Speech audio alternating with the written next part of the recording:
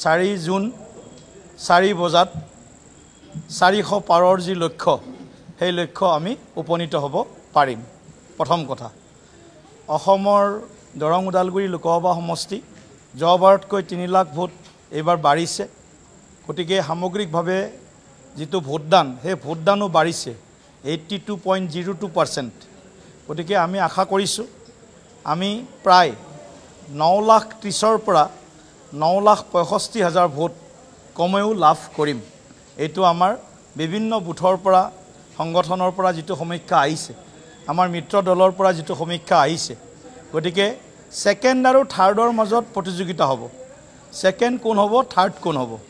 গতিকে কংগ্ৰেছ দলে হয়তো 4.5 লাখ মান ভোট পাব আৰু BPF দলে 3 লাখৰ পৰা 3.5 লাখ ভোট পাব। সৰ্বমুঠ 18,14,000 পোল হৈছে আৰু আমি তাৰে 9,30,000 পৰা 9,65,000 ভোট লাভ কৰিব লাগে বুলি এটা অনুমান কৰিছোঁ। গতিকে সমগ্ৰ বিৰোধী মিলি প্ৰায় 8.5 লাখ মান ভোট পাব, বিৰোধী মানে সকলো কেণ্ডিডেট মিলি। গতিকে 8.5 লাখ ভোটৰ বিভাজন কেনেকৈ হয় তাৰ ওপৰত ডিপেণ্ড কৰিব। কিন্তু আমি 52ৰ পৰা 53% ভোট কমেও আমি লাভ কৰিম।